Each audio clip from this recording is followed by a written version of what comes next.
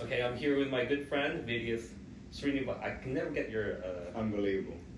I've known you for so many years, I still can't pronounce your last name. Srinivasan. Srinivasan, founder and CEO of Entrupy. We make pillows. Yeah, that's what they do. Yeah, so we want to explain what Entrupy does and... Sure.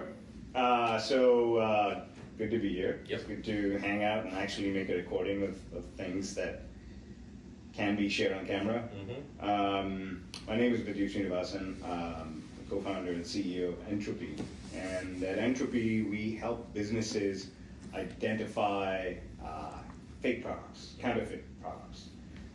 These specifically apply to high-value goods, like luxury items and your expensive things. Basically, when people need to know if it's real or not, they usually come to us, especially if you're a business, if you're a reseller or a marketplace or even government sometimes.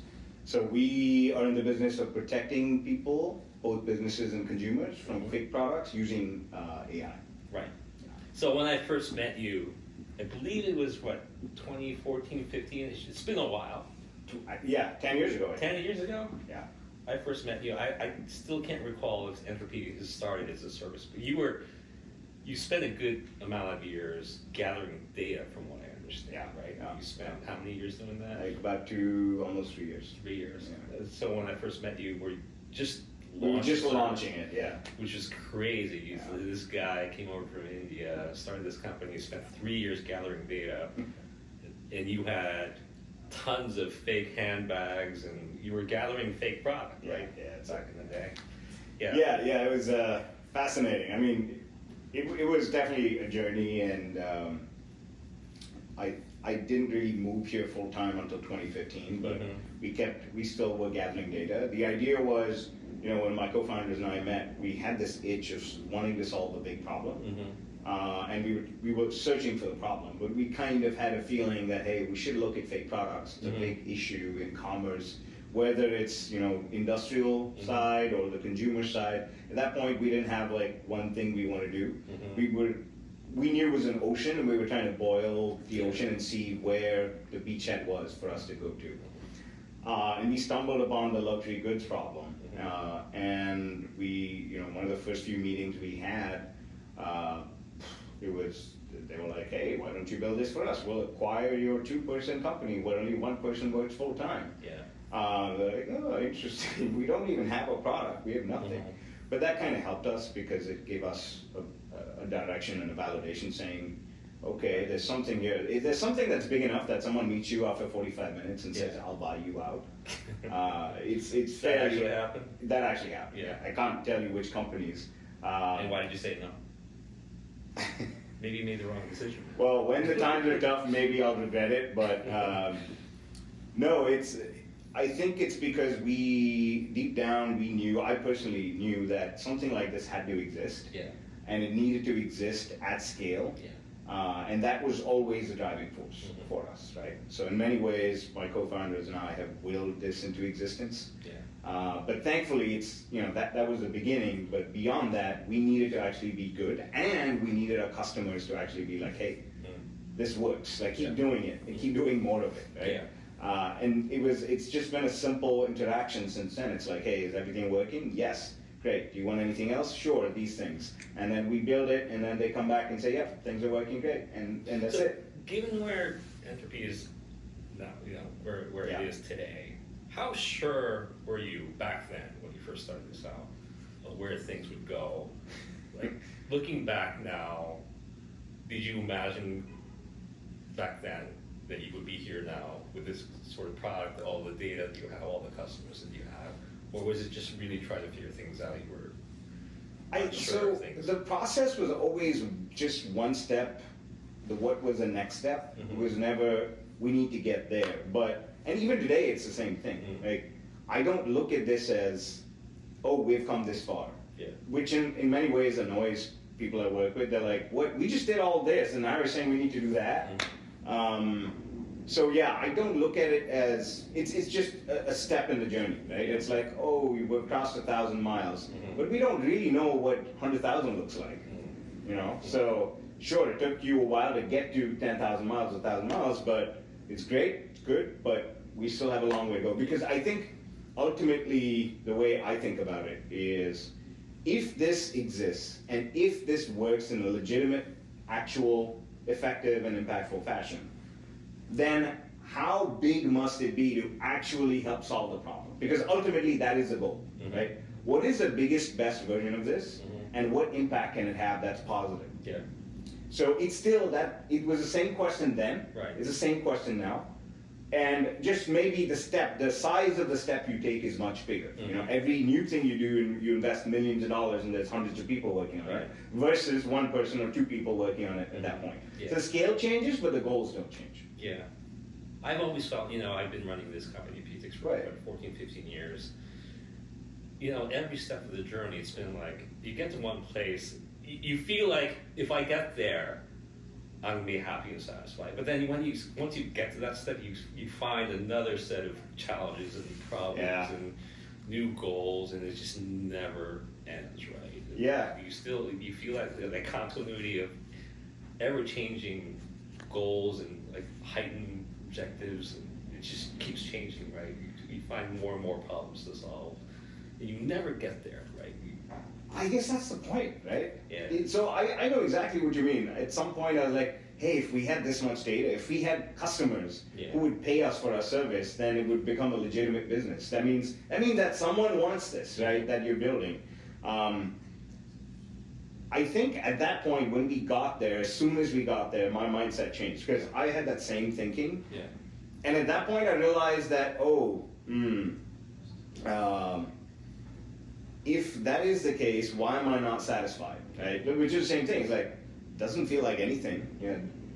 What's the point of this? Okay, because there's still 20 things to do. And then I was like, oh, so that's what this is about. It's about being uncomfortable. It's about never being. You can be content with what has happened thus far, but contentment doesn't mean you stop, right? Contentment means you are able to process it in a sort of an equanimous manner. Yeah. In my mind at least. Right. So that's what I realized at that point, because we hadn't raised a lot of money and nobody even believed what we were doing, because nobody understood it. They're like, what are you guys doing? Fundamentally, it's a very weird. You got it. You got it. When I told you what we're making, you said, man, this shit's good, right? Yeah. But very, very few people. You were one of the extremely few people who got it, right? And some other people didn't even get it. And those guys are even crazier, because they're like, I think you're going to build something. I don't know what you're building yet, but I think you're going to build something, because it's just oozing out, the enthusiasm off the team and what you guys want to achieve. But once we hadn't raised a lot of money, and it was a slog, right, because nobody believed it. And then we raised a little more money because there was more validation. At that point, most people are like, oh, you guys have raised money, it became like a big thing. It's like, actually it means nothing. You're just raising money to get to a different point, right? And then I realized, so that's also going to be a treadmill. Just like building your product, selling your product, finding new customers. And from then on, I keep telling my team this. I'm like, look, we can be happy with what we've done, but we cannot be comfortable. Right. Comfort it kills us, because it prevents us from not looking at the next step, at that next tree that we should avoid, or that next treasure that we need to pick up on the journey. Right. Because then we're looking down, too close to our feet, rather than looking 10 feet ahead as to what's coming. Yeah, I always like some sort of measure of chaos.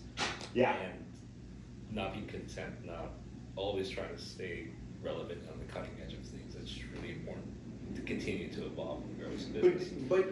But do you think about the idea of, am I relevant, or is this business relevant, or can I lose the relevance? Like, is that That's a thing? my biggest fear. I keep telling the teams, like, we're clawing at this to stay relevant all the time, because I know in my heart of hearts that once we're content, if we're comfortable with things, with the status quo, that's when we die as a startup, right? So, and it's hard after doing this for 14. You've been doing this for how many years? 10, 12 years. 12 years, right? Because there's process that comes in, the teams grow. Everything, some parts of the business become routine work every day. There's business as usual, and then it's harder and harder to innovate. I mean, there's innovation at that smaller scale within the business, but a lot of people seek stability. Yeah. And you end up bringing on people who also want and build stability. So it does get harder, for sure. See, but in my world, it's a little harder to have that level of stability because we live and die by every authentication, every result, because we're protecting goods, right?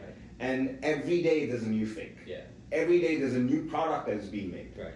So we're always catching up, which in some senses keeps us on our feet all the time.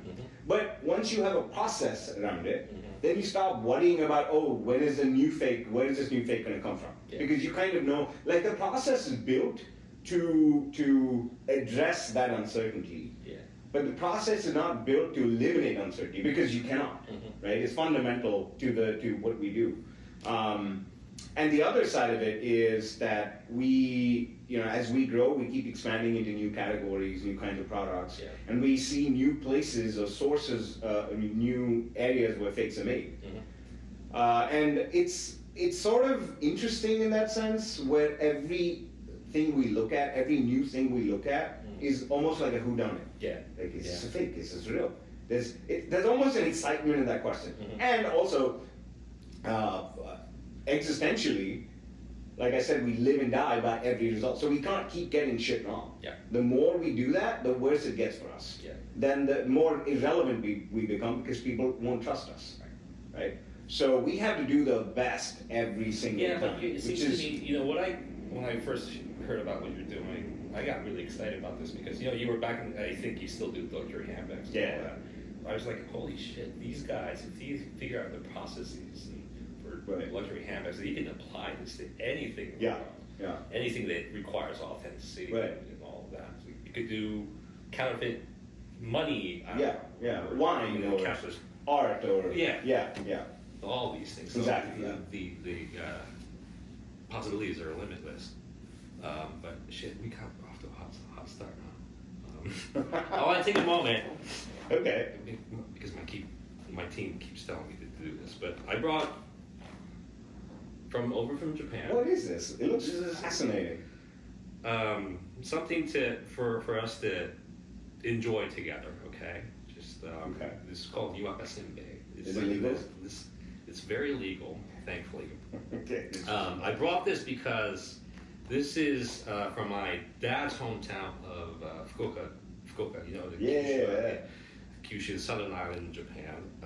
This is where my dad's from. And while I was growing up in New York City, this is in the 70s and 80s, my grandmother in Fukuoka was sending me these things. Shit, okay.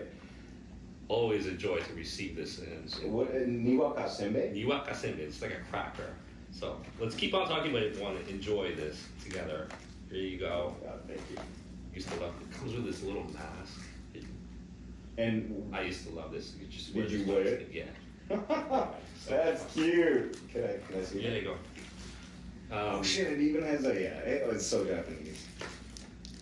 It has holes for the eyes. Yeah. There's holes for the string. Put a rubber band or something. Yeah. And but anyway, we can keep talking about it, enjoying these. Very good. This is really cool. I think it's like 150 years old or something. Really? Yeah. Do you have anything from where are you from in India? Bangalore, right? Yeah, so I was born on a farm in a state that's east of Bangalore. It's called Tamil Nadu. I was born in a place called Tiruvarur. Most people don't, even most Indians don't know about it. But it's a capital town. Yeah. That's where my family's from. And, oh God, this is so cool. Brought some rubber bands right now. And then I basically did my schooling in Bangalore because my dad was he worked for the government. So.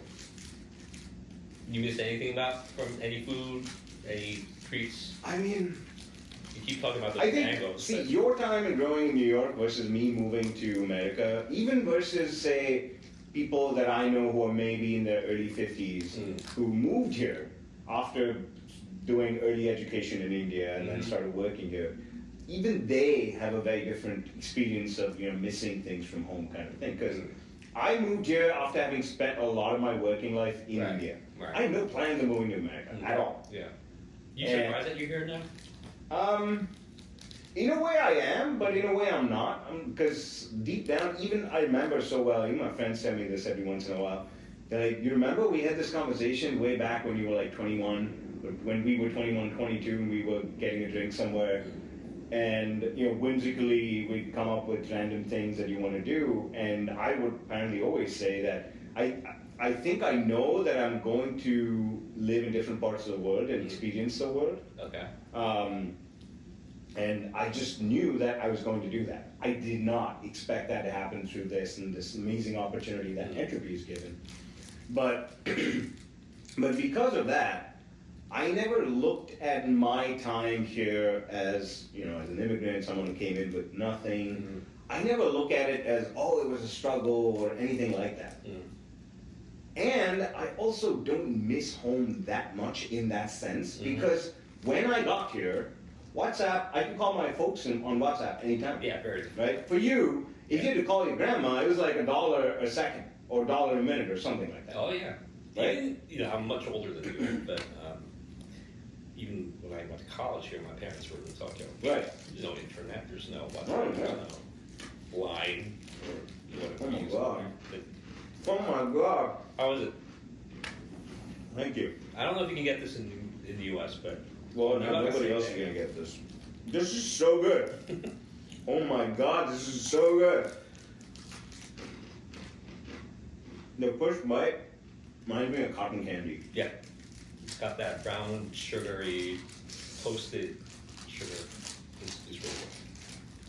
I need to throw in some questions about Japan. Oh wow. From what I understand, the Japanese market is really important for your company. Mm-hmm. Can you want to talk So- about it a little bit? I don't think I've told anyone this. I think maybe the first person I ever mentioned this to was you. Yeah. When we met, because I was like, this thing in Japan is crazy, man. Because we were trying to understand our market. Yeah. Right? Because we understood luxury is important, and authenticity in luxury is important. And our technology works, even at small scale, we tried it out, it works. So we just our own internal test. And we were like, who would buy this? Like, who would pay for it? And so we go on all these in those days, you had very few marketplaces who would sell these Yeah. things, because there was more of an offline economy than an online one like today. We go to these websites and we saw all of these names, like very generic names like Brandoff. Like, who calls themselves Brandoff, right? Or Brandier, or all these weird names. And some names that were in kanji. Yeah.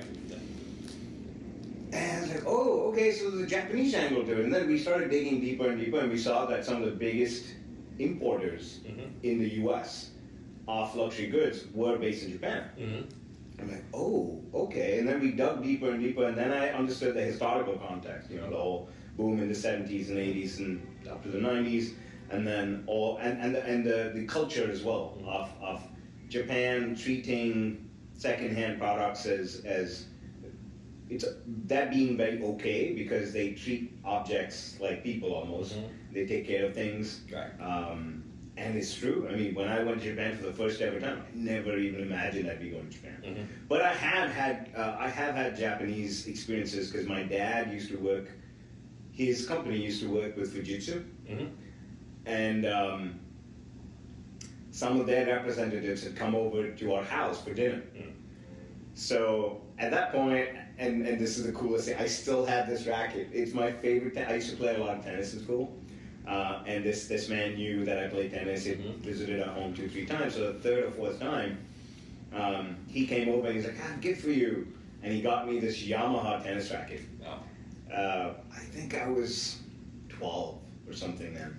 I was so excited. I still have that racket, and that created this sort of thing, saying, "Oh my God!" And so cool. Japanese products are amazing. And he also brought me some encyclopedia, like really fat, like 400, 500 page encyclopedia.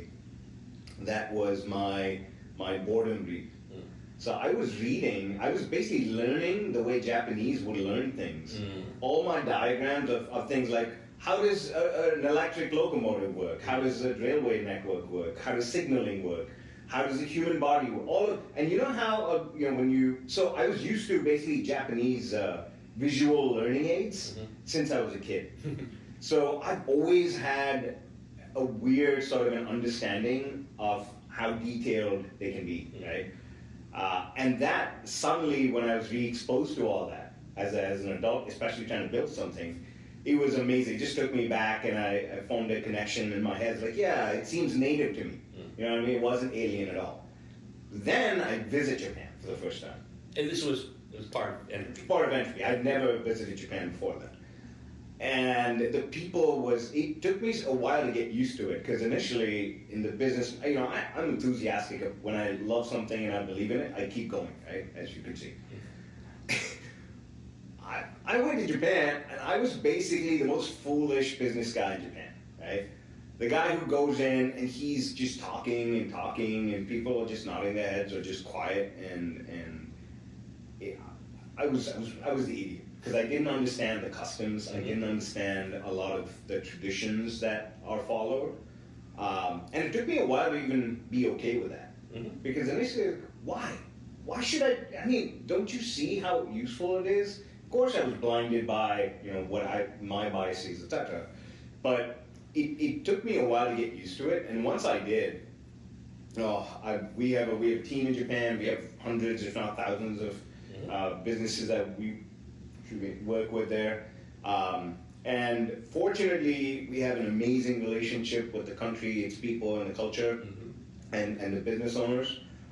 Unfortunately, it's becoming even more integral to many Japanese businesses, because there's more and more counterfeits that are coming out. Yeah, right. So, their problem is your opportunity. It's right? true. It's true. It's do you true. have any investors in Japan? Yeah, we have some big institutional investors like Digital Garage, DG Dawa, and actually DG Dawa is a fund by itself. So I think it's Daiwa Ventures and DG together. We have them. We have another really good firm that we work with called Accord Ventures, and a few other individual investors as well. So we have some great support from Japan. I have a fairly deep relationship that I never imagined we'd have. So you're going to continue to go there, and we're going to hang out, and I think it's a very important market for you. Oh, absolutely. It's important not only for us, but also I think it's becoming even more important as these new geopolitics unfold. Japan still is the most legitimate sort of exporter of these kinds of products, whether it's jewelry or watches or shoes or bags or clothes or whatever it is. So a lot of countries where there's lower trust, they kind of ship it via Japan. So it becomes it's sort of becoming a big hub. Okay. Yeah. Cool. This stuff is so good. Can I have one? Take the whole box. Oh my god. So can you tell me a little more about the memories associated with this? It's my memory, my rest in peace, my grandmother. And as you said, getting Japanese product, just stuff from Japan, it was not easy back then. Today in New York City, there's like 2 Japanese supermarkets near my house, like on the same lane. And that was not, that not existed in the 70s, 80s when I was growing up. So very fond memories of that. How do you get them? In the box from You get like shipment from shipment from Wow. So. Oh my god, you're so good. Tell me about the mangoes that you visit in India. This guy, when we start talking about mangoes, you go on and on. But so as much as I'd like to believe that I have a super global perspective and all of that bullshit, the one thing that I would fight people on is the quality and the varieties of mangoes that we get in India. Have you had a mango from Japan? From Miyazaki, these $50 mangoes. You said you'll bring me one. Oh gosh, shit! Next time. Next time. Yeah. Now I never go there in the summer or maybe fall. Will they still be? Yeah, I'm sure. Yeah. Okay, then next time. So I haven't had those, but you have had Indian mangoes. I've had them in Singapore, of all places. No, we had them here. I'm sorry. I brought you mangoes. That's right. They were really good. Right? Yeah, I know exactly what you're talking about. So the mangoes are something I definitely miss Can't be Sometimes sure. we also get really greedy and we order mangoes for like really expensive, like $16, $17 for one fruit. We get like a box and then I'm like, oh god, we spent way too much on it. But one thing I like about it is that it to me it has become sort of a community fruit. I can share it with people like, man, check how awesome these are, and then we have a conversation about it and we meet, or we invite people over. So in a weird way, it's become a ritual of sorts. But the most annoying part of it is because we're so digitally connected. My mom tends to call me every other day during the summer, and she's like, "Oh, we just had this mango. Look, we got this new box, and we had this. Oh, I'm missing you. That's why I'm." Then why would you keep reminding me of it? It's Your just mom does call you often. We've been, be hanging out with you quite often. Your mom will call. Yeah. It is nice. I've been away from home for a very long time now, and we've had pretty sort of an adult relationship, my mom, and basically my parents and I. But for some reason, in the last, say, 5 years or so, we've had a lot more interaction, and I don't mind it at all. Like, I keep thinking about it, and it's a weird feeling. Like, every time you go back home, I don't mind going home. It's really annoying. You can't stay with your parents for too long, but I cannot stand to leave home. That is the hardest. It breaks your heart. Every time it just breaks your heart, and it's just. I know that feeling. Yeah. As people who live away from home, and this is also home, right? This is my wife and I live here, and we have community, friends, family, everything here. We're just so fortunate. We're so lucky to have two homes. I think about my dad. My dad, who was a violinist, he left Fukuoka when he was, 13, 14, to Tokyo and then to New York City. And how hard must that have been? People who did that at that time. We got it easy, right? No, actually not you. I have it easy. I'm the one who's luckiest because my identity has not changed at all, right? Maybe my accent has changed a little bit, but overall, for me, home is where my people are. Yeah. Because I had the privilege of living in an era where distance meant nothing. And most people didn't have that good fortune. So those are the people that I look up to and like, man, I don't know how you did it. People look at me and like, wow, you've been everywhere, but what has changed? Nothing has changed. How can someone be the same for so long? It's like, where's the evolution? No, it's amazing. I really respect you for what you've accomplished. Just coming from India over here and just building this incredible company and business. And I think the world of you. I think the world of you. What bullshit? This is what I say about you to people. No, it's true. It's true. Because I think there's two parts to it. One is you are able to see things that others don't see. Not just related to us, when we have normal conversations, right, about things. Like you're able, there's some Zen thing that happens. I don't know how you do it. Even my wife said that. Oh, what did she say? Is Taku Sensei here? Sensei, huh? Yeah. So that's what she thinks. I think of you, which is true. Just true. All right. I do respect your perseverance, your patience. That story about you building this database for 3-4 years, whatever it was, that's just amazing. We did a lot of weird stuff. Yeah. We used to go to like the Bloomingdale's counter and just wait there, look at things. Who is this random looking dude who should not? I wouldn't expect someone like him to come here and just pick up something. I think you were talking about AI before AI was even a word. I remember it's like AI. What's this guy talking about? Yeah. No, a lot of people didn't understand it then, right? And it was not in vogue. It was basically a nerdy concept that a lot of people. AI was either robots in movies, or AI was relegated to, can you read this text better, right? Can you actually visually look at this text better, kind of thing. It was relegated to some very basic things. And we looked at AI not as, hey, we're going to build an AI company. We looked at it as, we have this problem, and we're thinking of a solution. What is the best way to make that solution a scalable one? Yeah. And AI became a means to that end. Right. But then the hard part was, what do we do about the data? Because everything in AI is data, right? Training data, as most people know today.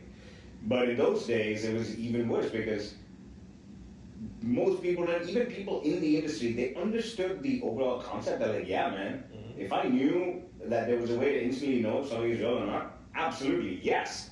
And that was a great validation to start, right? But then when we went back to them, they were like, hey, we need to collect the data. I was like, what data? Why do you need all of this? Isn't it magic? Unfortunately not. So we collected data from everywhere. We traveled to different countries where fakes are made. We posed as, wholesale buyers. We'd buy like 100 bags. Basically, you were just a counterfeit goods smuggler. That's pretty much, yeah. We smuggled counterfeit goods in for a long time. And well, that's what we had to do. That's what it takes to protect people from it. But we bear that risk so others don't. Yeah. And that, to me, honestly, that is an amazing feeling. Yeah. It's an amazing feeling because it's that same feeling where if someone fell on the ground in front of you, like on the street, and if you immediately went, that feeling that you get instinctively when you go and rush to go pick them up and you're like, hey, is everything okay? And then seeing them saying, yeah, don't worry about it, it's just a fall. Or in the New York way, you yell at them and then you still pick them up and call 911. You know what I mean? That's, a lot of times instinctively, that's how it feels. What's really amazing, ultimately for me at least, what you're building, the beauty of this is the more data you get, the more usage by customers of your product, of your service, the more it grows. It gets so much better. Your positioning is really strengthening. Nobody can kill you anymore because you've got all, right? I mean, it gets you're always one day closer to someone eating a lunch. That's like the ultimate form of network effect. True, there is a network effect, but I look at it slightly differently. So yes, what you're saying from a business standpoint, it does have its benefits, right? It has its moats and things like that. But someone could eat it up tomorrow. They could. I don't know. They could. Right? In ways in which it's really important to have that sort of perspective, as the leader. Which is the problem, right? This is what I was saying. Like that is what we focus on as if you leaders. take a step back, and especially sure, for me as a bystander, it just seems like nobody's going to kill these guys. They have all the data. It becomes harder. Specific niche, segment of, let's say, luxury handbags or sneakers. True. So how I see that is more from the perspective of, and we get this sometimes, where some people are like, oh, but we don't want to share our data. What can you silo it? Like we could, but what's the point? Because you're basically saying you want all the benefits of all this community data, but you don't want to share into it. Right. So usually we end up not working with those people. Yeah. Because this is basically a community police. That's what this is. Everybody contributing to that, and everybody benefiting from it. Yep. Except the guys who are making the things. Right. Because ultimately, the people who are most ignored in this world are consumers. Right. Right? Because nobody gives them that guarantee, nobody gives them that assurance, and that is one of the big issues. Yep. So we look at it as, hey, we're helping the people who aren't being helped.